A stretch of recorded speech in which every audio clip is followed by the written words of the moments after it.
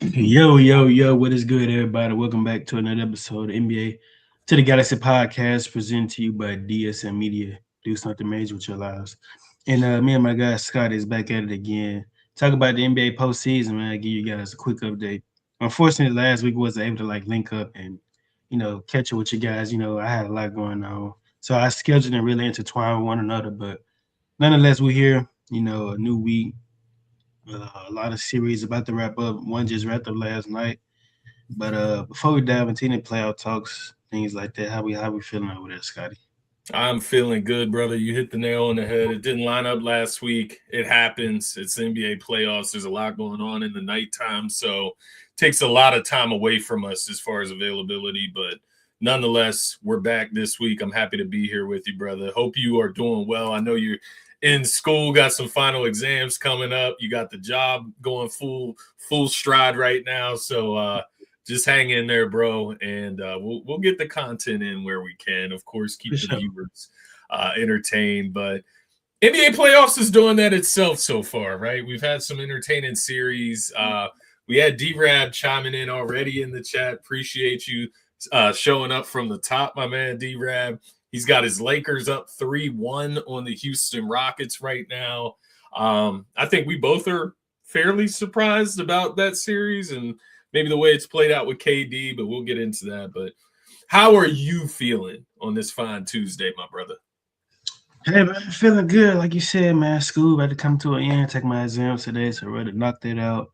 And so that way I can pivot back into more hoops, you know what I'm saying? Have more time to watch some of these series like how I really want to. But nah, man, I can't complain. We here again, another week, talking about the playoffs. It has not been disappointing us so far. It's been a lot of great series, a lot of storylines and things like that. So I'm good, bro. Are you off school for the entire summer? Is it a free summer for you, or? Not necessarily a free summer, but I do get a break for the month of May, essentially. So okay. Yeah. Nice. So you doing like 4 quarters a year, 4 semesters? Yeah. I'm gonna take like a free summer course this summer. That's what I did as well, man. That's the fastest way you can get through it. So I don't blame you. Yeah. But yeah, let's take our mind off that shit. Let's talk some hoops and take ourselves out of reality for a little bit, my brother. But where do you want to start? We had some action last night. You want to start there? Yeah, man. Let's talk about the Oklahoma City Thunder sweeping the Phoenix Suns. Obviously, not a ton to dive into, but man, SGA does he look like the MVP to you? Like when you look at his performances over the course of this series, man. Like my brother only missed 3 shots the other night, and he dropped a playoff career high. I think it was like 42 points. It was just amazing to see. But yeah, man, how you feel about SGA, man? Yeah, he looks like the MVP to say the least. I know there's still a lot of people complaining about, some of the play style or the antics that maybe he has, with drawing fouls, but that's just part of the game as we've discussed several times on here. He's averaging 33, close to 34 points per game in the 4 games he played this series. He had a guy on the other team in Dylan Brooks who is on Team Canada with him that you would imagine they've, hooped or trained, practiced together several times, a lot over their careers, right? Both being Canadian, both being on the same national team. And so you would think maybe Dylan Brooks being the good defender that he is, he appears to be, for all the shit that he talks, he is a high IQ player, to say the least. And so looking at that and, the tips that he could give back to the Phoenix Suns, I think it just makes it even more impressive what SGA was able to do and the efficiency he was able to play with.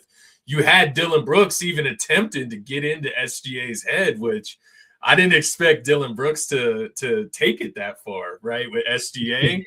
So I thought that was interesting. But, that is something that's special about SGA is his demeanor, his ability to fucking laugh in your face as he cooks you. Rather than like get mad or, turn up on you. It's more of like a laugh and like a relaxed vibe because that's just what he brings. He brings that smooth calmness to the game. And it's a special trait. I think it's why he is so special. It's part of it, right? His athleticism, all of it, the length, his size at the point guard position, it all comes into play. But yeah, to answer your question, he looks like the MVP in this series. And he got Phoenix out of there, man. Yeah, for sure. Like SGA, his demeanor, it hasn't changed. Like I know I seen a clip he had said he don't fucking need it was basically referring to like getting to the foul line because I think it was Devin Booker that had made some comments in a post game interview referring to that. Obviously not directly, but you can kind of connect the dots for real. So one thing about a guy like SGA, like to your point, we can sit up there and say he's a foul merchant and things of that nature, but he can still go out there and get you 30 while only shooting like 5 free throws a night. He's just that talented, just that good. So yeah, man, I look at Oklahoma City Thunder like if he's going to be the guy, rallying the troops like that, leading the way, averaging over 30 points, man. Good luck because this team is very well balanced, a lot of depth over there in the front court and in the back court. And J-Dub went down with a hamstring injury in game 1, and this team still hasn't lost a beat.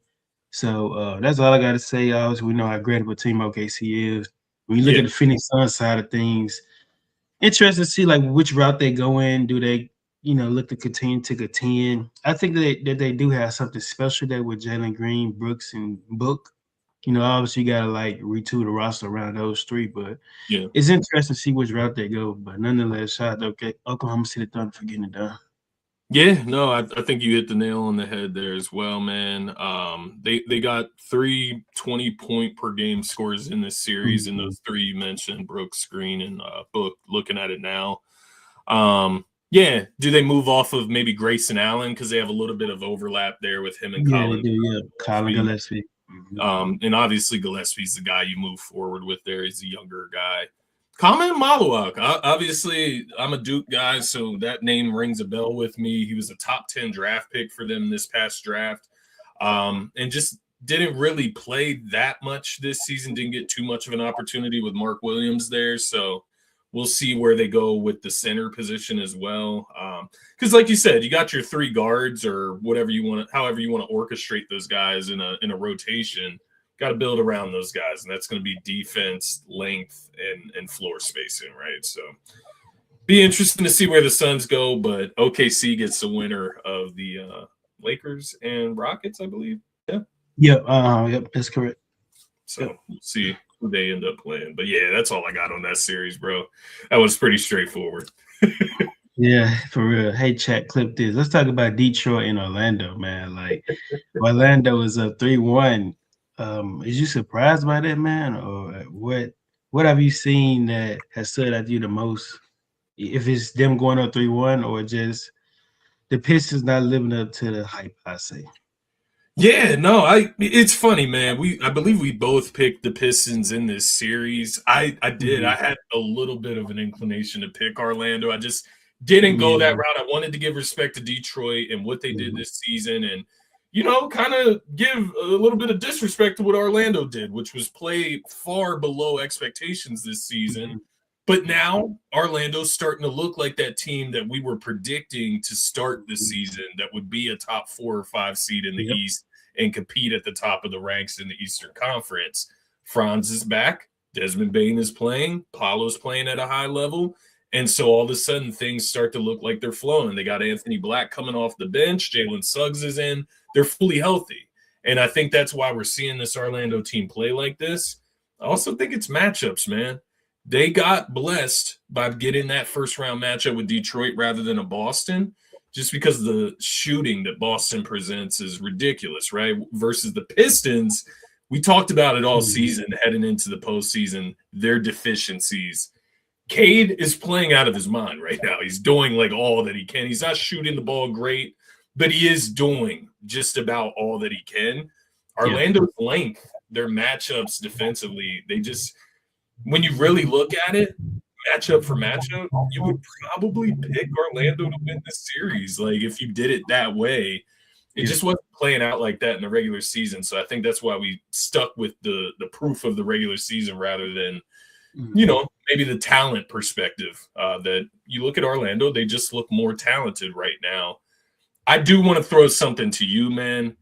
Jalen Duren has been extremely disappointed for me in this series, and it's a multitude of things, right? Orlando, like I said, they have a lot of length. Wendell Carter Jr., he excels on the defensive side of things. They have some answers for Jalen Duren, but the level he played at this season, this is unacceptable for him to be sub 10 points per game, sub 10 rebounds per game, bro. Like, that's not good enough from your second star on the team, right? So that's my big takeaway from Detroit. He's not showing up. You got Tobias averaging 19 per game right now. He's showing up. Asar's trying to step up. Jalen Duren's that guy that's missing right now, and it's hurting. It's hurting Detroit. But what are you seeing? I completely agree, man. Like Jalen Duren to me is the guy that stands out the most like a sore thumb. You know, he has to be the guy that, you know, level up his play. Like obviously this is his second playoff experience, I think. So no experience, but nonetheless, to your point, he kind of set the bargain of the level of expectations we all expect of him. He averaged 20 and 10 in the regular season. And to like go down from that tremendously, like you're not even averaging double figures, rebounding or points. It's kind of like, you know, it is. But to your point though, man, a lot of length on Orlando side, you got Paulo 6'10", Wendell Carter. Yeah. You know, he possesses some height, Franz Wagner. You know, they got some guys that has some length and height over there.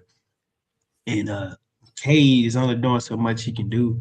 Not shooting the ball particularly well, but he's trying to get there. So if Darren can like step up, it may be too late now because Orlando's up 3-1. But you know, we've seen crazy things in the NBA for sure. So who knows if he can just flip that switch and get active. Isaiah Stewart, though, man, he's been very active defensively, blocking a lot of shots. I seen he had 8 blocks the other night. I was like, what?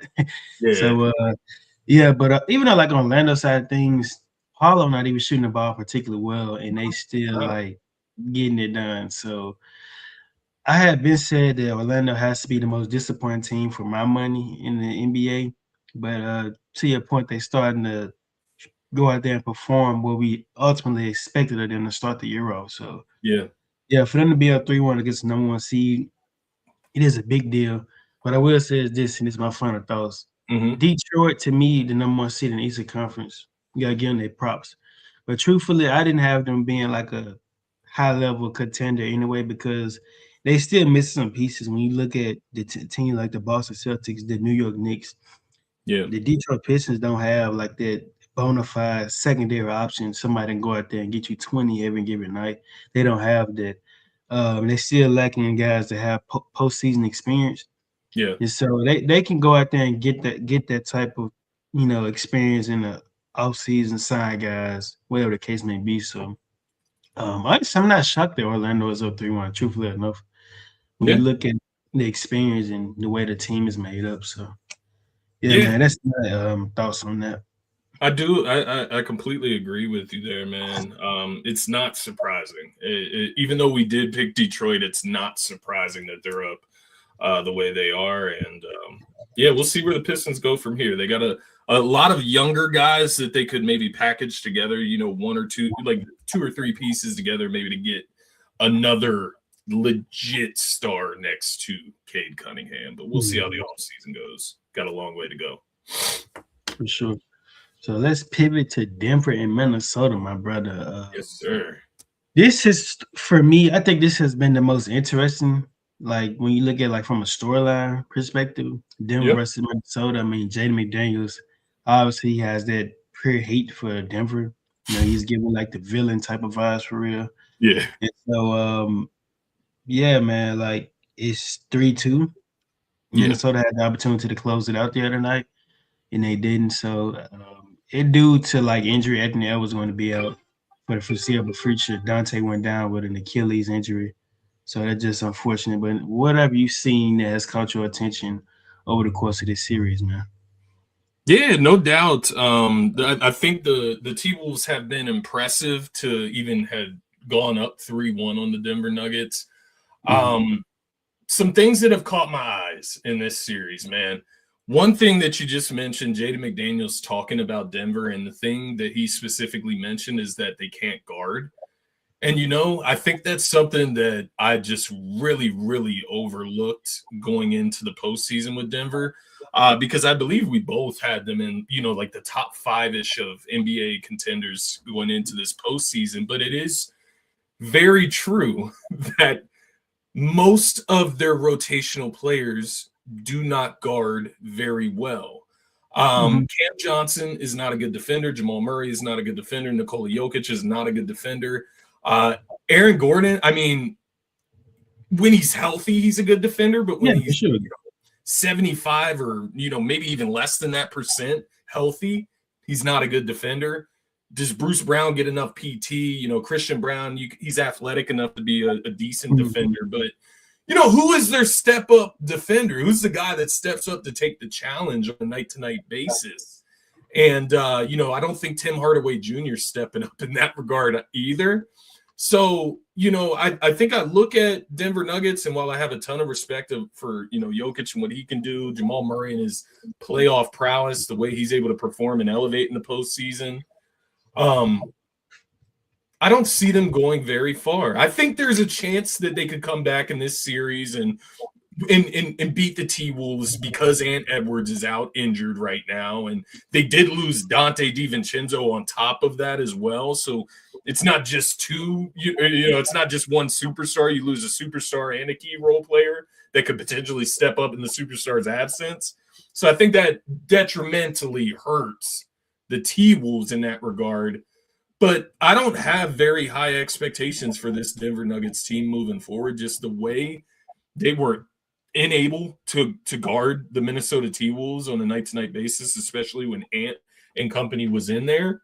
And the other guy that I'll throw to you, man, Ayo Dosunmu, stepped up big for this team, man, in this postseason so far. Had the big 43-point night the other night when they went up 3-1 once Ant and Dante go down. But even last night, he was still consistent. I think he got up into like the 17, 18, 19-point mark.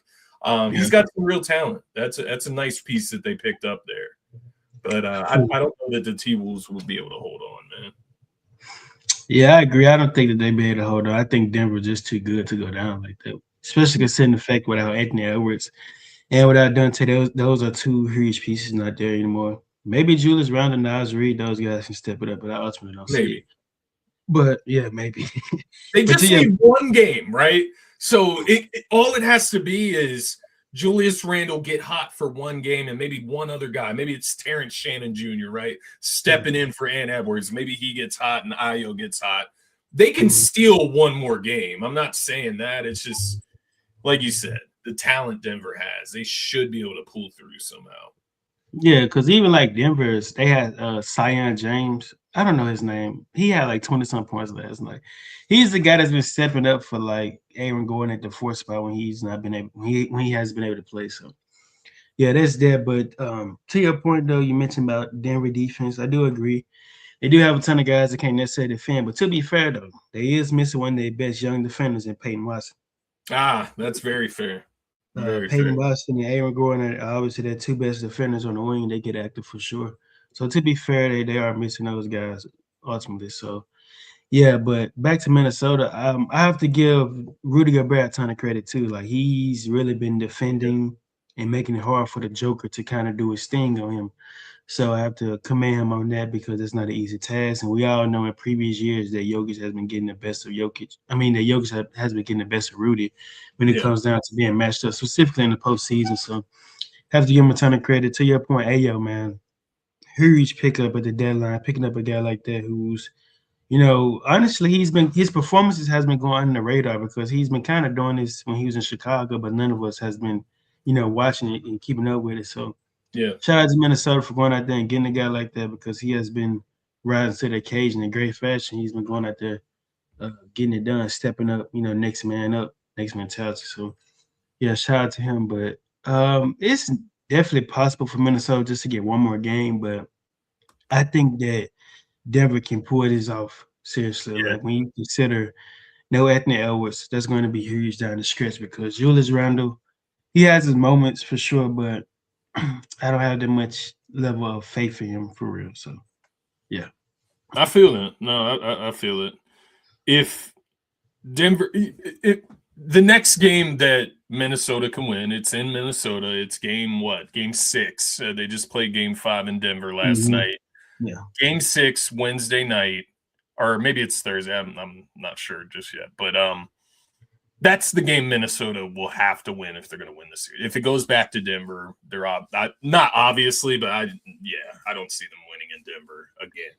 So Game 6 will determine that series for me personally, but we'll see, man. We'll see what the T-Wolves can do. They have proven in spots like this before, I feel, that they can pull through, so we'll see, man. Yeah, for sure. I mean, they did eliminate them a few years ago after they won the chip. Yeah. So let's talk about the Sixers and the Celtics, man. Your Sixers and the Boston Celtics. The Celtics is currently up 3-1, and they have a chance to close this thing out tonight, right? Yeah, this could be the last night of Sixers basketball. Yeah, it could be the last night. Joel Embiid came back there tonight. He looked very promising in that matchup for sure. Yeah. But talk to us what you've seen so far in that series. Yeah, man, it's been with it being a 3-1 lead for the Boston Celtics and the Celtics being who they are, it has actually been a roller coaster ride. I won't lie to you. Game 1, obviously, you get blown out. Don't look like you have a shot. Game 2, they come out, beat Boston in Boston. VJ Edgecombe has 30 points, 10 rebounds. First rookie to ever do that since like Tim Duncan, I think it was. First rookie guard since Magic Johnson to do that. But, looking back on that game 2 and then seeing these last 2 games play out, game 3, I think the Sixers gave Boston a hell of a shot. Like that's a game that the Sixers win if Boston just misses like 3 or 4 of the threes that they hit in that game. Like they had to have made 20 plus threes in that game 3. And then game 4, Embiid returns, but Embiid's the only one that comes out and shows up for the Sixers. And like that happens sometimes when he's in, guys just feel like they can just give the ball to Embiid the whole game. And, and it just disrupts chemistry. And I think that's ultimately what happened there. Weren't able to compete at all.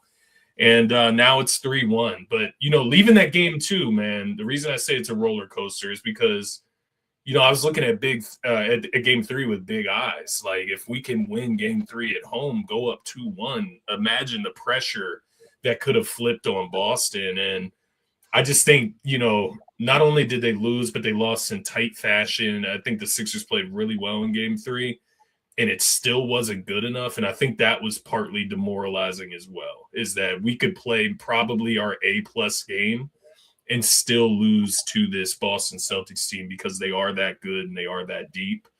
And so, yeah, man, I'll be honest. I think this series is probably over tonight.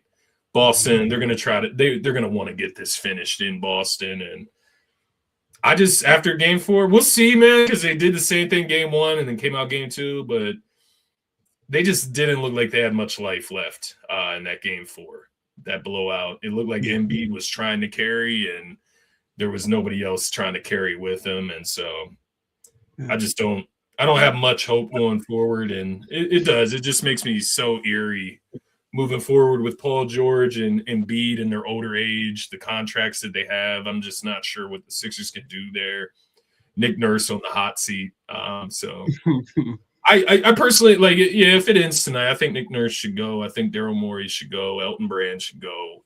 And just get a whole new regime in here. And I really want to go like the youth route with a coach. Like I want a young, I'm tired of going with these retreads. The Doc Rivers, Nick Nurses, they come with these great resumes, but they're outdated in a sense, man. I want that next up type of head coach for the Sixers to kind of fit with VJ and Maxey and the youth. So we'll see, man. Got my hopes up for a little, and here we are now. Yeah, here we are, man. I know you had hit me and D-Rab up. You said the referees tried to screw y'all, but we're not even going to talk about that nonsense because that's what they do. Man. Game 3 was crazy. Game 3 was crazy, but it's the Celtics, man. I'm not going to sit here and blame the refs. Yeah, for sure. So, yeah, I do agree.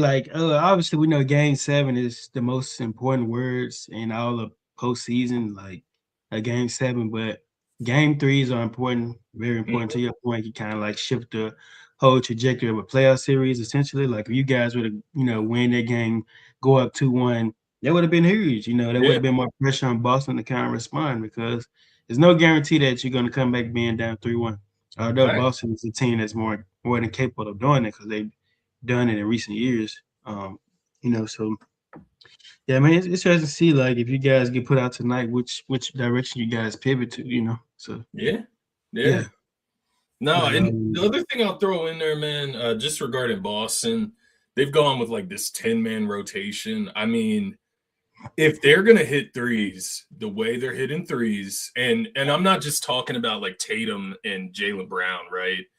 Peyton Pritchard is elling us out like from 5 to 10 feet behind the fucking 3-point line. Jordan Walsh is hitting threes. Vooch is coming off the bench hitting threes. Luka Garza is hitting threes off the bench when he gets Sam in Hauser. center. Sam Hauser. I mean, every single player. The Bailey Shireman, the rookie, makes everything. Like they just all make everything. So good luck to the rest of the East is what I would say. Like good luck. It's all about if Boston's hitting or not on any given night, and if they're hitting, you don't have a chance, basically. Yeah, it's so crazy. Like Derek White has probably like lost his touch, like from an efficient standpoint. But defensively, he still go crazy though, man. So He does. We'll see if he can get that shooting touch back. But one last thing on Boston. Yeah.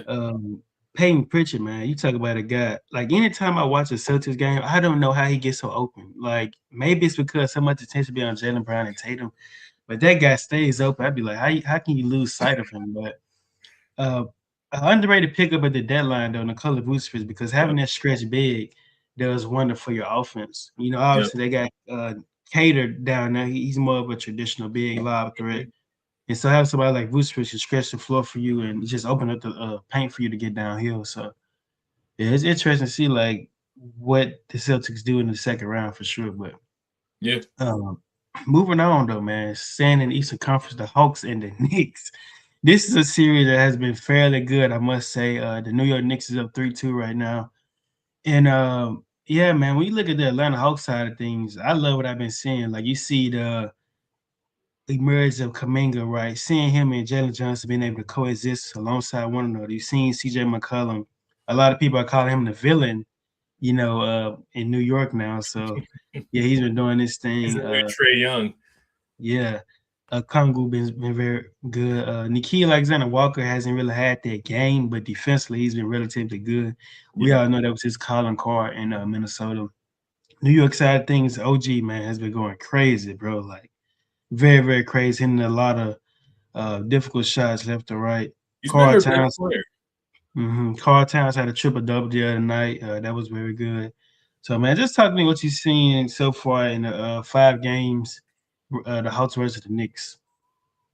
Yeah, no, shout out OG Anunoby. I think he's been the best player on the Knicks so far. I think he arguably has been the best player in the series, and it's not just because of his scoring output. He's obviously cranked it up to 20 points per game. He's shooting the ball from 3. I think it's like fucking 57% from the 3-point line right now. But it's also the work that he's doing on the defensive side of things as well, man. Jalen Johnson, he still is like putting up like, I guess, like decent numbers. He's still close to 20 points per game, right? But it's really not efficient. It's really not consistent. And a lot of these games, I would say at least 3 out of the 4 I've been able to watch, he looks majorly frustrated when he's trying to attack on the offensive end. And to your point, CJ McCollum has been able to pick up that loose weight and kind of carry them in certain situations, especially that game 2 and game 3, those wins for the Atlanta Hawks. The way I look at this, man, if Jalen Johnson could just give some type of output that's closer to what he was doing in the regular season, this series would probably be in favor of the Hawks right now if he just showed up in that fashion.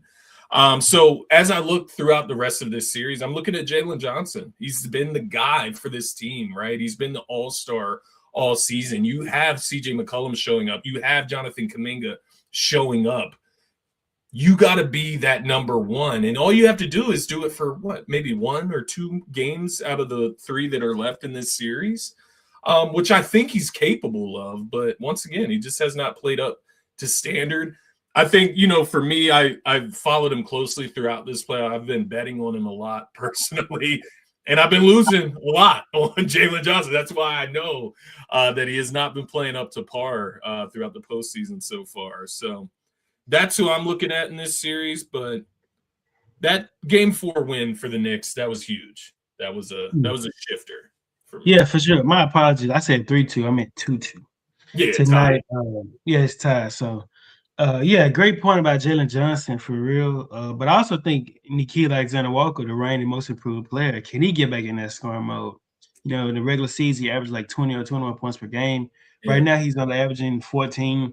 Not too bad considering the fact he's defending at a pretty high level. But they could use one of those type of games from him where he give you 20. You know, he hasn't done it quite yet. Either one of those guys. That's a good point. One of those two guys.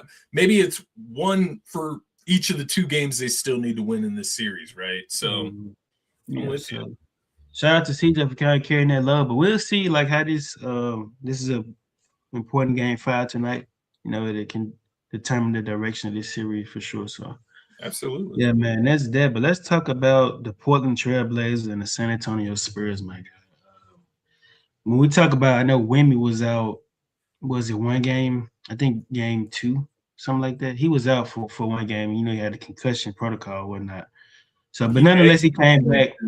Was out game 3. Yeah. Okay, game 3. But nonetheless, he came back this past Sunday or whatnot, and he hasn't really lost a step at all. Like he came back doing the same thing he was doing before he went out. They have 3-1 against the Trailblazers.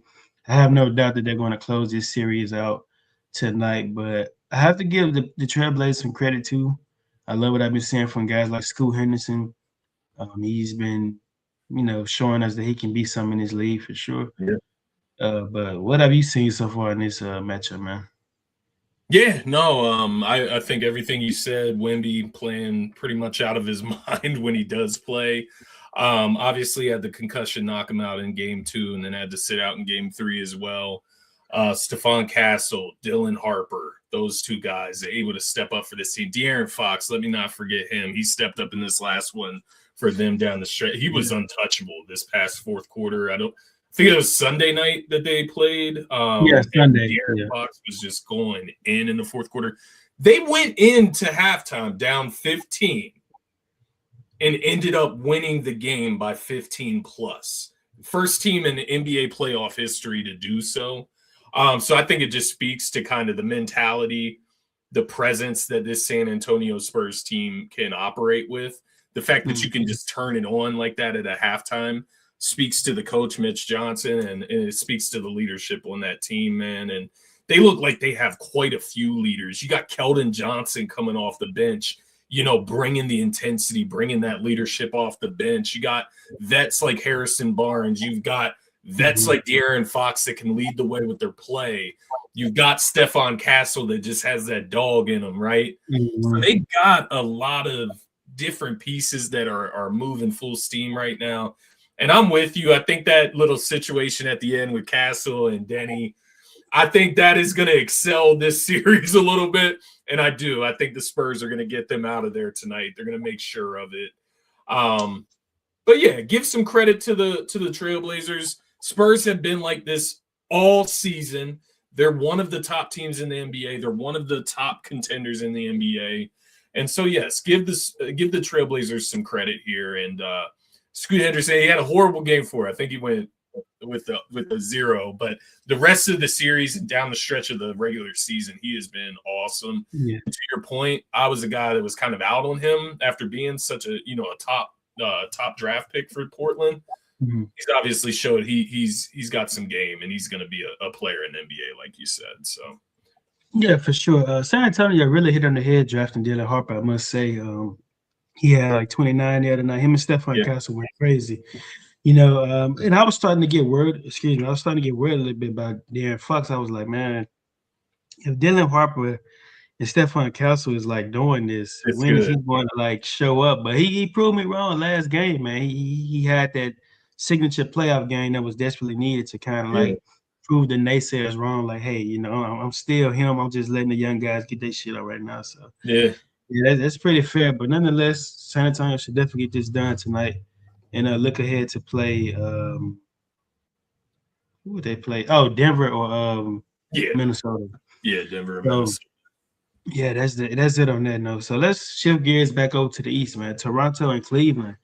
Not gonna lie to you, bro. It's looking very promising. I had Toronto to win this series. Obviously, we both picked Brandon Ingram to be the most important player, but so far, I say it's been between RJ Barrett and Scotty Barnes, man. Like, those two guys have been performing rise to the occasion. Cleveland side of things, James Harden and Donovan Mitchell have been kind of doing their thing. It just hasn't felt as effective for real, Yeah. if that makes sense. So, what are your thoughts on what you've seen from this matchup thus far? Yeah, this matchup has been interesting. I think it's probably been, between the Hawks and the Knicks series and this series, the most competitive in the East. I think the Hawks and the Knicks has been a little bit more competitive just by game spread, but Yeah. obviously these two teams being tied, we've seen basically two different sides of both of these teams. 2 games in Cleveland, 2 games in Toronto. Toronto obviously flips the script, coming back to Toronto down 2-0. They get the 2 wins in Toronto, and Scotty Barnes been playing out of his mind. He's looking like that 1A type of guy for this team. You mentioned RJ Barrett. He's kind of led the way as well from the scoring department, even taking a little bit of a nod ahead of Brandon Ingram in that department. But to Cleveland's credit, they've had a lot of attention on Brandon Ingram. They know how important he is to the scoring department for the Toronto Raptors, man. But you mentioned Mitchell and Harden. Obviously, I thought Donovan Mitchell was extremely disappointing in that game 4. But James Harden, I guess he's playing. He's playing good. He's shooting the ball well. How many turnovers is he averaging? 6 turnovers per game. That's what I was wondering. Because, like you said, when I watch them play, it just doesn't seem like it's all clicking. It seems like I don't know how to explain it. It's almost just like clunky. And I mean, you saw how low scoring that last game was on Sunday. That was a snooze fest. These are 2 high defensive prowess teams. I'll be honest with you. I have no idea who's going to win this series from right now. Like, I even flip-flopped at the beginning because I picked the Raptors with you on the show, and then afterwards on our graphic we put out, I went and flipped to the Cavs. That's how flip-floppy I've been from the beginning with this series. The matchups are funky. There's a lot of good defensive players in this series. And to that note, I have no idea who's going to win this series, man. That's fair. I'm not mad at that. Got to give the rookie, I don't know how to say his name. Is it Murray Boyles for Toronto? Colin Murray Boyles. I believe that's how you said it. Yeah, he's been huge for them as well. He's been stepping up for sure. So he's a rebounding machine, bro. Just does the nitty-gritty. Yeah, I have to give him some love on that. But this is going to be a good series. It's great to see which way it go. I still think Toronto get it done for real. Yeah. And, but shifting gears over to the last playoff series, man. The Lakers versus the Houston freaking Rockets, man. You talk about probably one of the biggest shockers thus far, because a lot of people had Houston getting it done with no Luka, no AR, but man, it has been the complete opposite. So when you talk about guys stepping up, the next man mentality for the Lakers, man, Rui Hachimura, he's giving you 15 a game. Marcus Smart giving you 17. Luka Kennard giving you nearly 18 a game. LeBron holding the fort down. It's just enough to kind of get over this young, inexperienced Houston Rockets team with no Kevin Durant, no Fred VanVleet, no Steven Adams. Not having those guys is huge. And so I got to give a lot of love to the Lakers, Marcus Smart specifically. Like, this guy's a dog. When you talk about his value of the contract right now, he's on the minimum, and he's averaging, like I said, 17 points per game, nearly 4 steals, 2 blocks, just like that next man up mentality. He's been huge. But talk to me what you've seen thus far in this series from both sides, the Lakers and the Houston Rockets. Yeah, no, I won't lie to you, man. You hit the nail on the head. Caught me off guard with the way the Lakers took a 3-0 lead to start this series. I guess, I was fooled by Houston's finish to the regular season. They finished out the season 9-1 in their last 10 games. The last month, they were one of the best records in the NBA to even get back up to that 5 seed in the West. And, I think they just had me fooled. Obviously, no Kevin Durant. That hurts a lot when you're missing him 3 out of the 4 games. They were able to get the game 4 win to avoid being swept. And, you didn't have KD in that one. So you wonder if maybe they turn the corner. Amen Thompson, he's been playing very well. He's averaging 20-plus points, 6-plus rebounds. He's doing what he can. Sengun is up over 22 points per game in the series. So they're doing what they can, but they're just looking more and more like that first half of the season Houston Rockets team that was just kind of mediocre and middle of the pack and a bit clunky, to say the least. So shout out to the Lakers. They deserve a ton of credit for what they've been able to do in the first round of the playoffs. No Luka, no Austin Reeves. You mentioned Marcus Smart. I'll throw in Luke Kennard. One of the many trade deadline acquisitions that are making like impacts in the postseason. Luke Kennard has just been that steady scoring presence as well for the Lakers. So they have a lot of guys that are helping out. They just, unfortunately, even if they are able to get past the Rockets, which I do think they will, end up closing them out in the next matchup, they get OKC next round, man. And I guess you could say that for any team, but the Lakers, especially with their health concerns, Luka still hasn't returned. Maybe he could return right at the beginning of that series. Luka unconditioned going against the Oklahoma City Thunder. I'm not a fan of that. Austin Reeves should be back in the next game, so that will be huge. But yeah, it's been impressive. So it's not. I shouldn't get ahead of myself. Let's not take credit for the Lakers just yet. Yeah, for sure. I feel it. I would say this from the Houston Rockets side of things. I was like, the Lakers a lot of love. I would say this though, man. I haven't liked what I've seen from Ime Udoka. Like some of the things he's been saying in the post game interviews, have just been kind of like it's like a smokescreen, essentially, bro. It's like, I feel like hold your players to a certain level of accountability. They mess up, that's cool. But as a head coach, man, shouldn't be throwing shots. Yeah, I think it was game 3, bro. Houston was up against the Lakers, and then they kind of dropped the lead. But it was like it was a play out of bounds. I mean, out of the timeout that I feel like they didn't execute well. Like Sengun had the opportunity to win the game, and he like hit the side of the backboard or some shit. Like you have to like set your players up in better, positions to be successful for real. Like not. It was like Sengun had to kind of like find his own way, like make his own shot. Like I feel like he could do a better job as a coaching, like to have these guys well prepared. They only have like 1 year of playoff experience. Last year they played us in the first round. They don't have a ton of experience. Yeah. So as a head coach, it's your job to kind of get these guys prepared. Like nonetheless, don't be easy on them. Stay hard on them. Hold them to that, standard. But I do feel like he did be taking some shots at those guys in the interviews for sure. How do you feel about this season? Just thinking about the Rockets, we may not get to jump back on here before they get eliminated. So I'm just curious, like they acquired Kevin Durant coming into this season. How much of like a disappointment is this to lose? Not only it's not losing in the first round, but you're losing in the first round to a depleted Lakers team. Like literally LeBron is the only star on that Lakers team right now. There's no Luka, no Austin Reeves. You're down 3-1. Even counting in like Kevin Durant being injured for 3 out of the 4 games, it's still like unacceptable to me. It's fair. How do you feel? Like just disappointment wise, like where I guess you just have to run it back with KD, right? Like you're not going to move him already, but it just seemed a little rocky. Like the reports of him not like being with the team. Yeah. It's just a weird situation once again with Kevin Durant. Because it got weird like this in Phoenix as well when they underachieved. So, I say this: it could be valid, but their defense is like the only thing that's been legit to me all year.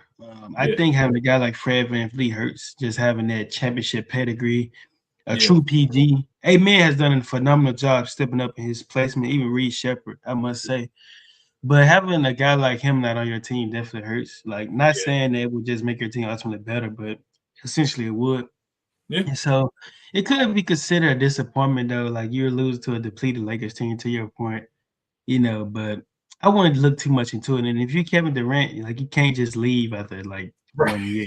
That would You're kind running of out of spots. yeah, I would definitely say like this would definitely affect your legacy for real, bro. Like that's the thing you should care, but it's like still though, bro. Like don't just dip out that quick. So, I feel like that's a great point though, because like game 3, when they go, get into that tight game situation at the end of that game, I believe there was one possession, at the end of that, maybe at the end of regular time, where Reed Shepherd is bringing the ball up the court, and LeBron's guarding him full court, and he ends up turning the ball over. He looks so shook, like quite honestly. Yeah, like that's where Fred VanVleet steps in, and he would handle those situations. People may underestimate the value of Fred VanVleet, but trust me, the leadership too.